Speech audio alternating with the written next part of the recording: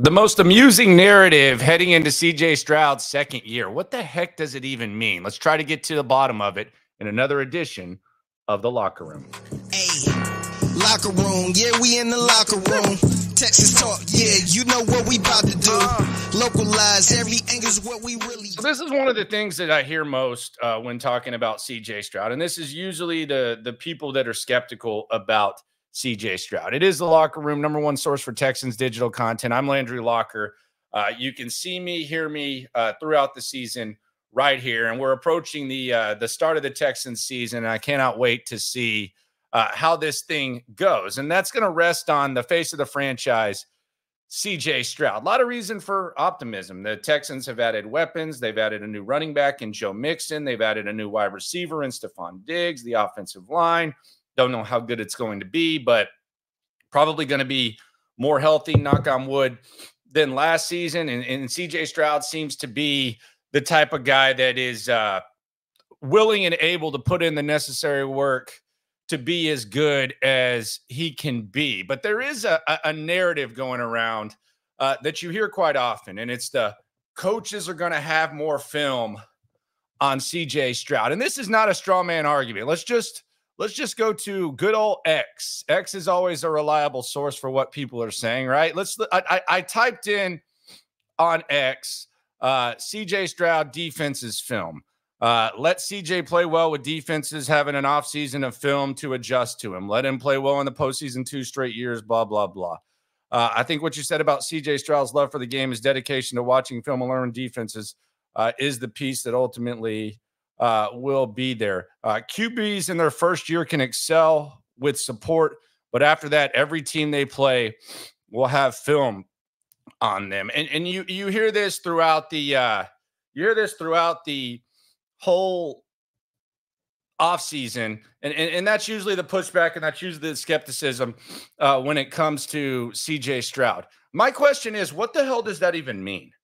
Coaches are going to have more film on CJ Stroud. I think sometimes things get said and they just kind of get repeated and people think that it makes sense.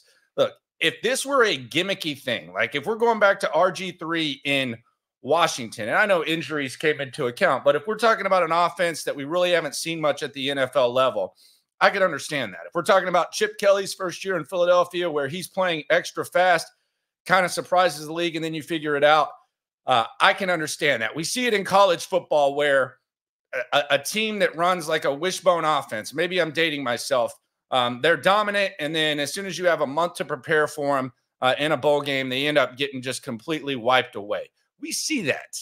But what's gimmicky about CJ Stroud's game to make you think that coaches are going to have more film and that's going to slow down CJ Stroud? I'm just asking, because the NFL's hard. Sometimes you kind of fall off when you're a rookie. But all I hear more times than not when a rookie quarterback is coming into the league, and this is the original rookie narrative, is that rookie quarterbacks are going to struggle. And we did see CJ Stroud struggle at times, but it's really, really hard to go from college to the NFL. And I didn't anticipate CJ Stroud doing what he did last year, but one of the narratives that you hear the most is rookie quarterbacks are going to struggle. Then when they succeed, it becomes, well, the league's going to have more film on them. Which one is it?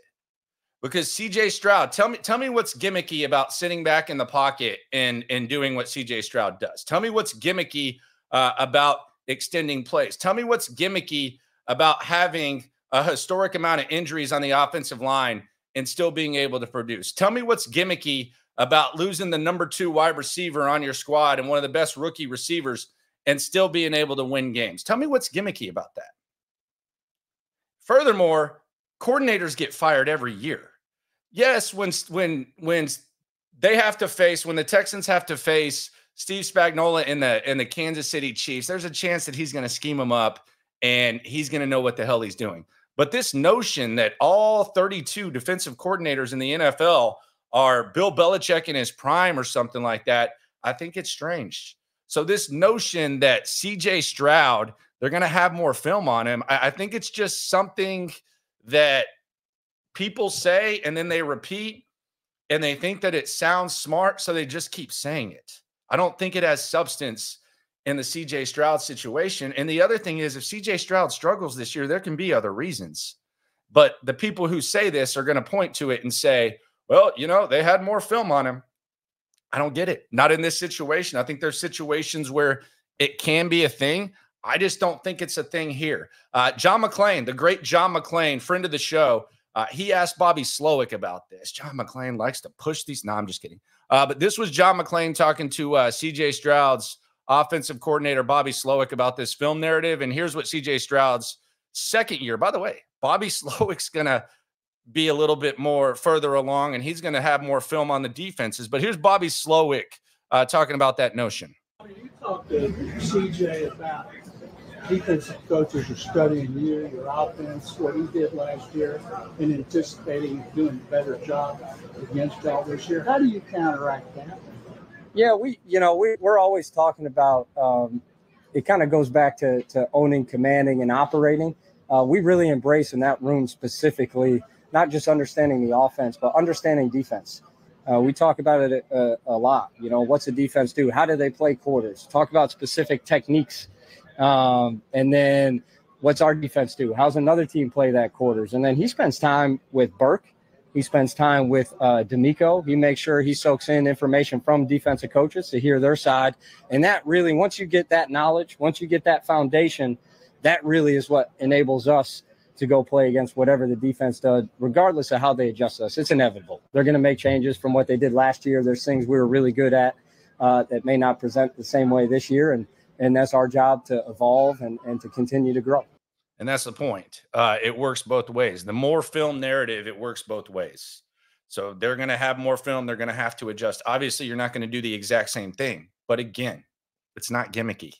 What he's doing is not gimmicky. And if he struggles, it's going to be because the NFL is hard. No kidding. There can be other reasons. It's like the people who were talking about Bryce Young last year. Oh, he's little. He can't work. He can't work in the NFL. He struggled last year. I don't know if it was because he was little. I mean, there were other reasons.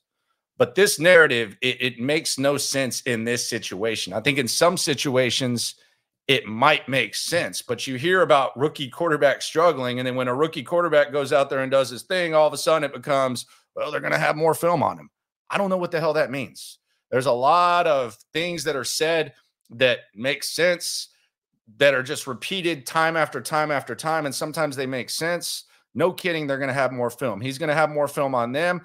You also hear, well, the game's going to slow down for him. So which one is it? I would tend to lean towards the game slowing down more for him. Inevitable struggles can happen. Last year, CJ Stroud should have thrown more interceptions than he did.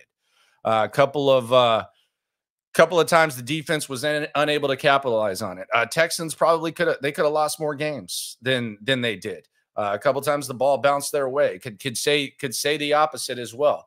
They hit a wall against Baltimore. Baltimore had their number, whether they had film on them or not. So there is that. But this notion, this silliness, the more film on him narrative, it's one of the dumber things that I hear when talking about CJ Stroud, especially in this situation. It just doesn't make sense. Don't just repeat what you hear. Watch the damn game. We'll see what happens. CJ Stroud, Texans, close to starting the season. The league has more film on him. Okay, great. Thanks for the information, Lombardi. This has been The Locker Room, #1 source for Texans digital content. Be sure to subscribe, like, right along.